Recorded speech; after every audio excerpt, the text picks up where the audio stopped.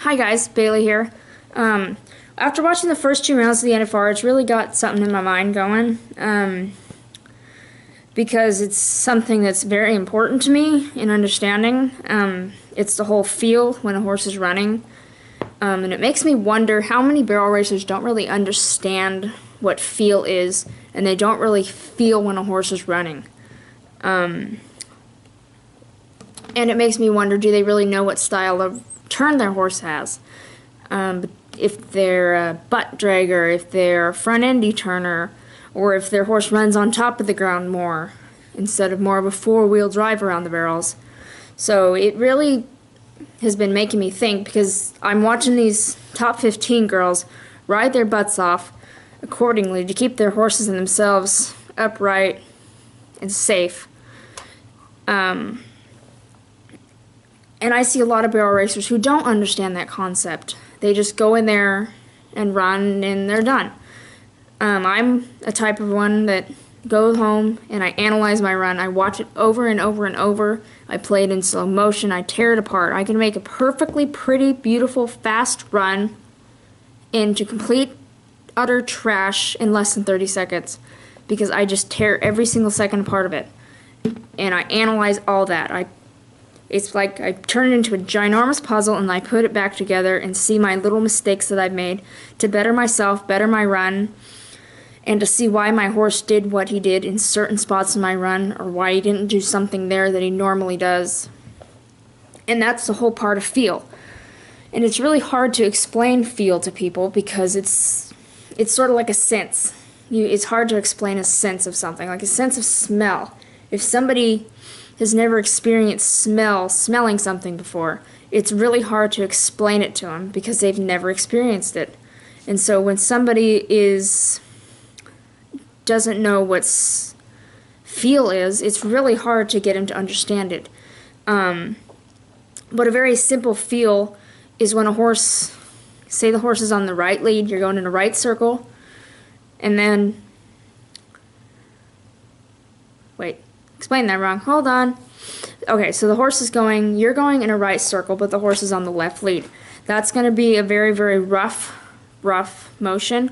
It's going to be like a jajiga, instead of a really nice, smooth, and flowing gait when they're on the correct lead.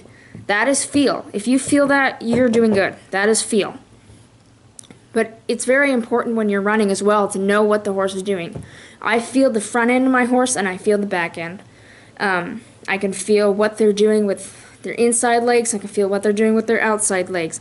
I can feel on different types of ground. If the ground's very shifty, I can feel my horse's body going with that or trying to stay where it needs to be. And so they're working extra hard with their body to keep themselves safe and keep themselves upright. And so I can feel them working overtime trying to keep themselves right. And then I can also feel a confident horse underneath me on ground he knows is good.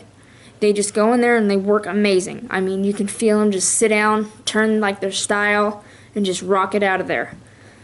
That is what I like to feel. I like to season my horses.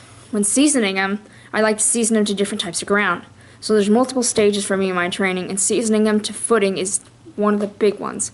JJ, I hauled to some junior rodeos when I was able to junior rodeo still, thanks to my birthday.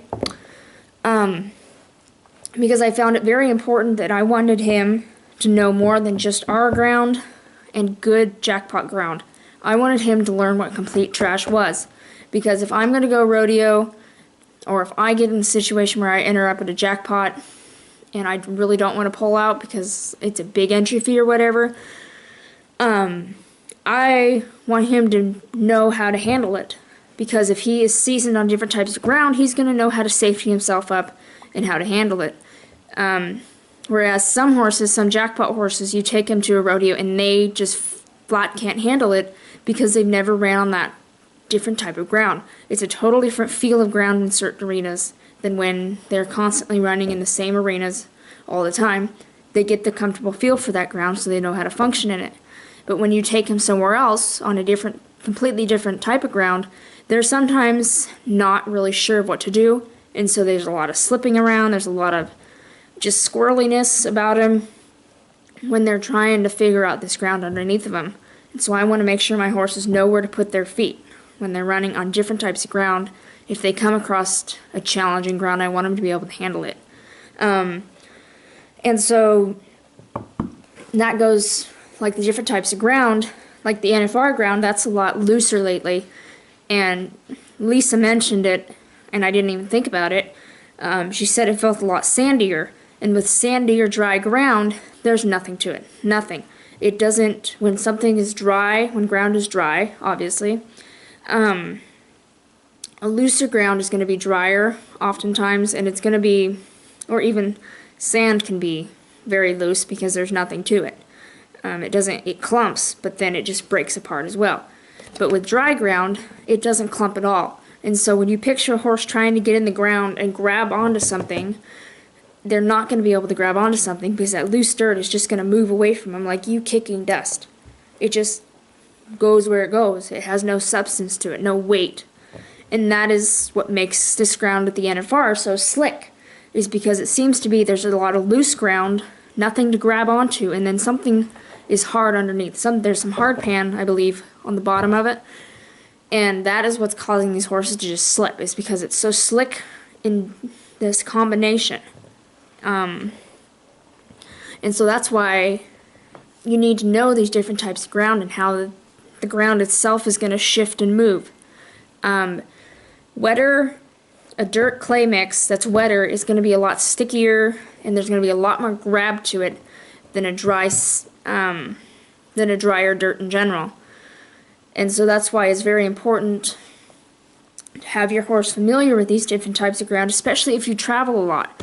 Because if you travel to different states, every single state, the ground is going to be different no matter where you go. Even in my own county, there's many different arenas, and all the ground is different. There is not a single arena that has identical ground to one another.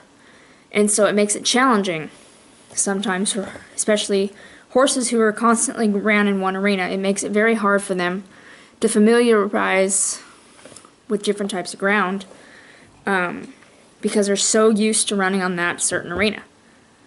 So feeling your horse and feeling the ground is so very important for your horse's well-being and you, because it makes you more knowledgeable in general, and it makes you a better horseman it helps your horsemanship because you're able to feel what the horse is doing. You're able to feel the body.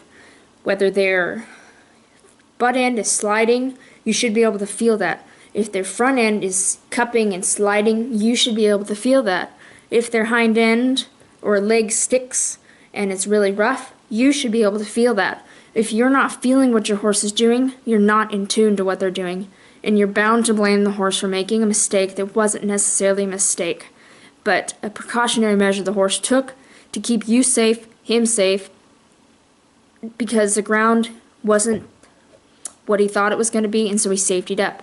These riders out here are safetying up because the ground's been trash. So I'm very interested to see in round 3 if they really did do the work they said they were going to do on the ground, and how the horses go in there and run, and how the jockeys go in there and run, especially the rookies. So feel is very important to me, and I think a lot more barrel racers really should be more in tune with their horses. You can oftentimes see the barrel racers who are not in tune because they do a lot of blaming. They blame the horse for hitting a barrel. They blame the horse for blowing by a barrel, when really that horse was rating soon because he wasn't sure the ground was going to hold him at the speed he was going, or the horse went by the barrel because he wasn't sure that the ground was going to hold him if he set up to turn that tight turn. So really you got to think with the horse. Be one with your horse. Be a team member. Because if you're not being a team member, then the horse is not going to be able to rely on you to set him up accordingly. If I feel the ground going into the first barrel isn't good, then most times the second and third barrel aren't going to be good either. And so I have to set him up accordingly. If I think he's going in there a little too fast and that ground just might not hold him, I'm going to rate him down a little bit earlier, make him collect up a little bit more before he goes and sets up in that turn. Because I don't want him to go in there, because he's a very confident horse. He's very cocky. He knows he's good, and so sometimes he can be a little overzealous and overconfident.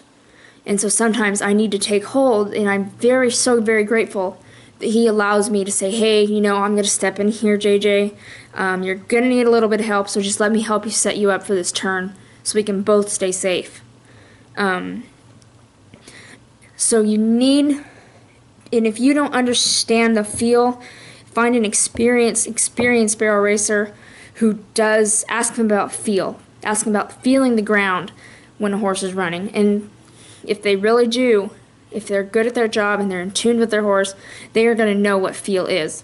I'm very blessed to have a bunch of awesome barrel racers in my life that have taught me through the years what feel is, and I'm so very happy they did, because there's some times that if I wouldn't have understood what feel was and felt what my horse was doing underneath me, I probably could have had some bad slips and falls.